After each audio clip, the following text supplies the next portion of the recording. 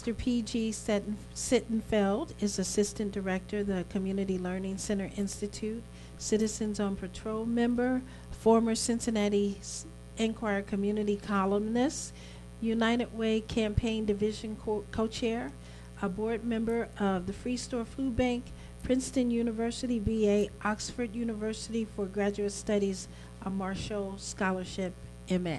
My name is P.G. Sittenfeld, and thank you to tonight's organizers. Thank you to all of the night owls who are still here, and just a very quick thank you, especially to the League of Women Voters, since long before I was actually legally allowed to vote, my parents would put a copy of this in my hand, so it's a great source of information for the community.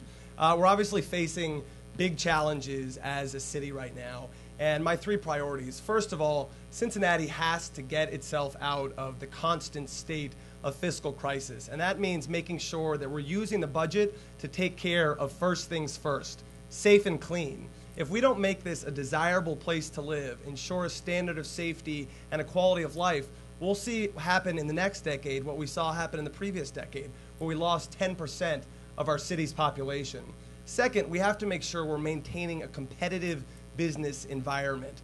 No business has to start here, move here, grow here. They can go to Northern Kentucky, they can go to Sharonville, they can go elsewhere in the region, and we've watched that happen. So we have to make sure we're offering smart incentives and not overburdening businesses with unnecessary taxes. And then the final thing is making sure that we have a healthy, productive, synergistic relationship between the city and the school system. I am very proud, very encouraged that through my day job, I've gotten to play a small role in helping move our school system from a state of academic emergency to now being the top-rated urban school district in the state of Ohio. What I want to be able to say soon is that we're not just the top-rated urban school district in Ohio, we're one of the top school districts of any kind in Ohio. And when that happens, people will come pouring back into Cincinnati, we'll have an expanded tax base, and a lot of the current problems we're dealing with will go away. Thank you very much.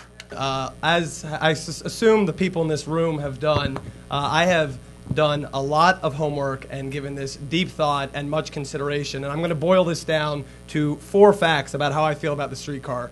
First of all, the concept has tremendous potential, and anyone that doesn't see that hasn't done their homework and looked at what's happened in places like Seattle and Portland, when there's been incredible economic development and revitalization of the urban core.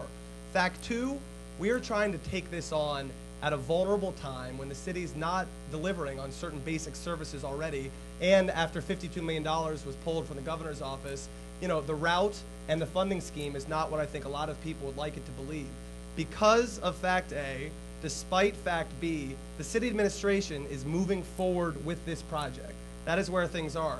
What will stop it from moving forward is the will of the voters in November. And as I've said many times, I'm going to respect the direction that they give us. I don't want to be a politician who says, I know better for the people I wish to serve than they know for themselves. My own vote, as you know, will be a no vote on issue 48. Thank you. I was actually down visiting some friends at the Occupy Cincinnati protest the other day. I'm very sympathetic to the sentiment that I think is at the core of that movement, and is obviously a national frustration with a seeming sort of disparity where the rich are getting richer and a lot of everybody else is left hurting. I think they should probably be able to stay where they are and exercise their right to their opinion. I think as somebody who's aspiring to city council, what I would like to try and do is bring jobs to Cincinnati and to a community that's hurting. And in order to do that, I think we need to focus on 5 things.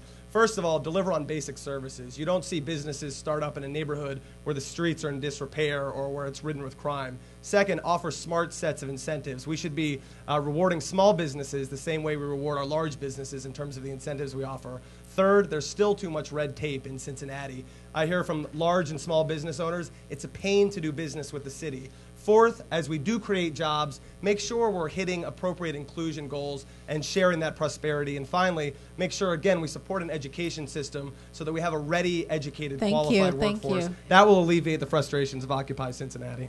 So there are, relatively small budget in terms of the budget, but still significant things like supporting school nurses, which I support. But the bigger picture, and again, City Council shouldn't have mission creep and pretend that they're the school board, but is embracing big, bold concepts. I spend my day helping develop Cincinnati public schools, which all of our taxpayer dollars have helped build as community learning centers. I've briefed, I've advocated, I've lobbied every single member of City Council, and you get a whole lot of, that's them, this is us. Why do we need a school sitting right next to a recreation center when a lot of the opportunities and activities going on in one could go on in the other? We need to be developing our schools as neighborhood hubs in a lot of impoverished communities where there's not a whole lot of other access to opportunities. So I think City Hall needs to embrace that we can use these capital structures as places to support students and revitalize our neighborhoods. And I'll stop 5 seconds short since I went over last time. Thank you. And now we'll ask each candidate for a 30-second closing statement. And we'll start with you, PJ.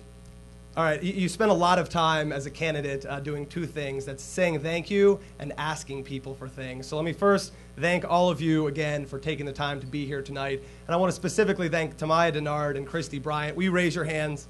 These are the two ladies that make me look good. They are the brilliance and the heart and soul of our campaign. And the ask is all of you. You're going to go into the ballot box on November 8th, and you're going to see a lot of familiar names. I ask that you give some new voices, some new faces, some fresh perspectives a chance. I think Cincinnati could use it very badly. Thank you all very much.